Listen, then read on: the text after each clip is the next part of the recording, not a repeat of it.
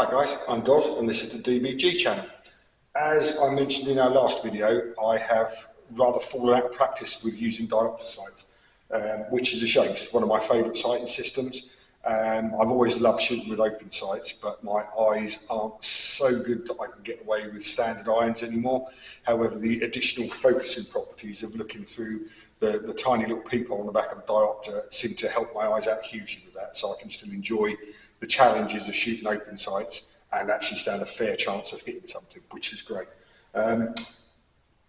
Obviously, our business has got really busy over the last few months.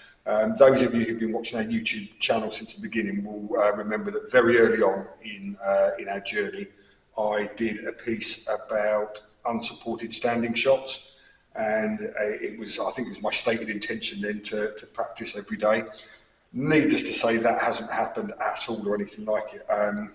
One of the great tragedies about, and I'm certainly not complaining, first world problems and all that, but one of the great tragedies about being a busy gunsmith is that one of the first things that goes by the wayside is your time for actual pleasure shooting.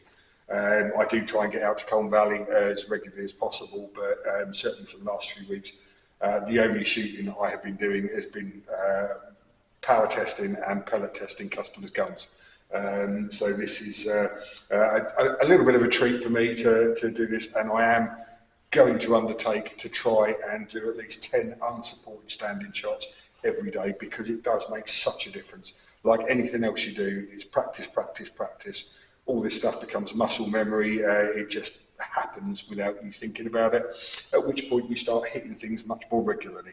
But what I'm going to do is just get myself back in the zone now, show what my standing stance is for shooting, and I'm certainly not going to put a camera on the target for this one, because I have not shot unsupported standers for months. So if they're on the target card at all, it'll be a miracle, and I'll keep that embarrassment to myself if that's okay. With standing shots, when I was a kid and we used to go out and hunt with open sights, everybody used to take unsupported standing shots the same way, like offhand.